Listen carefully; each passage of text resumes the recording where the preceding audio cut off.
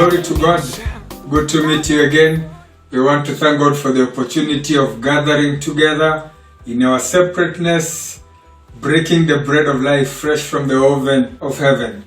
We continue with our journey of rejoicing in Philippi.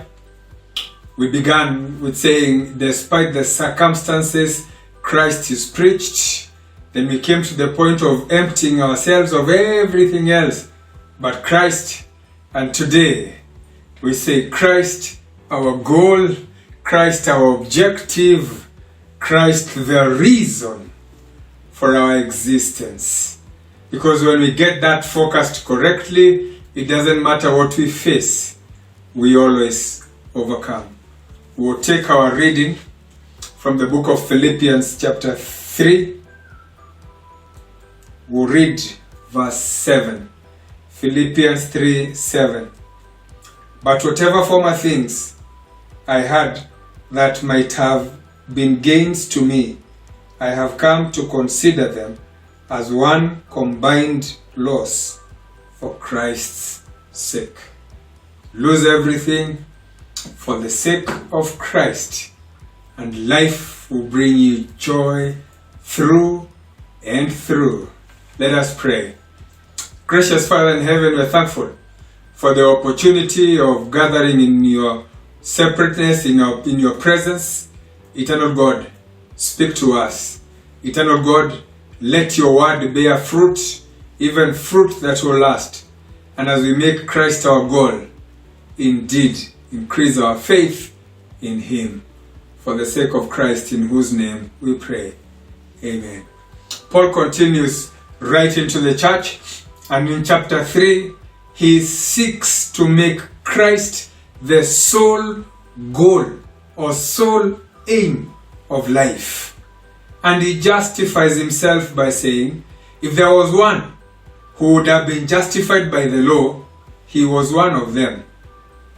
Hebrew of Hebrews, circumcised on the 8th day, a Pharisee of the zeal, persecuting the church, and so on and so forth. But when he looked at all this and compared the wealth that was in Christ, he counted this but loss. So he speaks to us this morning, telling us that the things that we consider valuable, the thing that we consider that give us identity, tribe, language, social status, academic status, wealth, and so on, when you consider them in the light of Christ and his gain, then this is loss. You would rather lose all this but keep Christ. And so the challenges that we are going through today don't define us. We define them. Not only them, but we don't count them as gain. We don't count them as hurting us. We don't count them as of value, but we consider them loss. Absolute loss for the sake of Christ, for the sake of gaining Christ.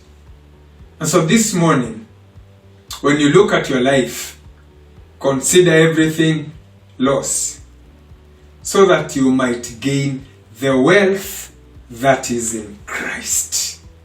The purity that is in Christ, the holiness that is in Christ, the power that is in Christ. So this morning, strengthen yourself. I consider everything but loss that I may gain Christ. He continues to say that in this life is about struggling, is about overcoming, because there is a place we are going. There is a person we are meeting. There is a person waiting for us at the end of the rope. So we need to consider the struggles that we go through as steps to Christ. Steps to attaining what Christ has reserved for us. Because he says, it's not like I have already won, but I'm struggling to get to the end of the race. I'm struggling to gain that which Christ has already gained for me. So the struggle that we are going through, be it social, be it economic, it could be academic, it could be marital, it could be social, whatever challenges we are going through, we already have gained victory in Christ, who has gained it for us. So we are fighting in victory. We are struggling in victory. So when you look at yourself, see no defeat. Say, I am struggling to gain that which Christ has already gained for me.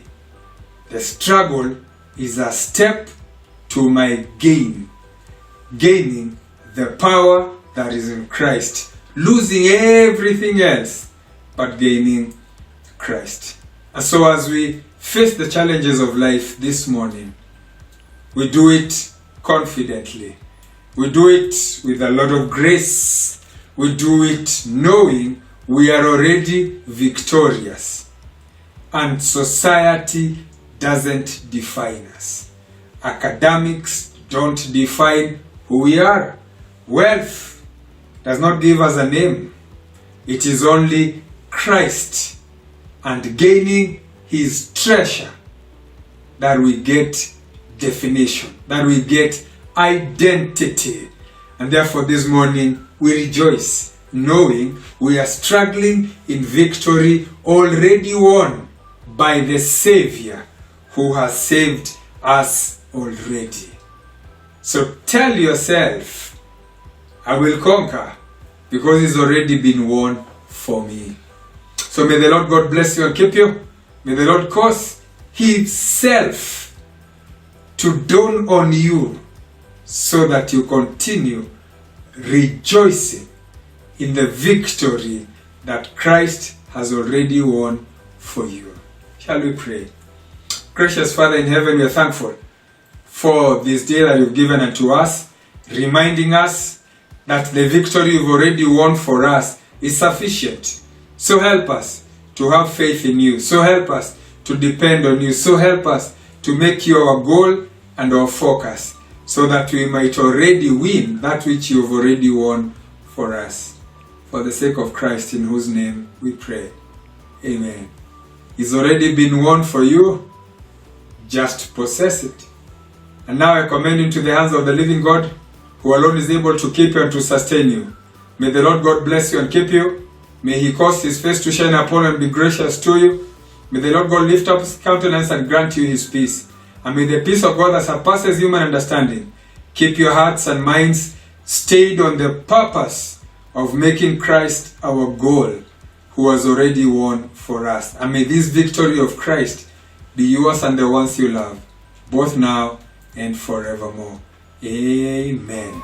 Christ, our victory.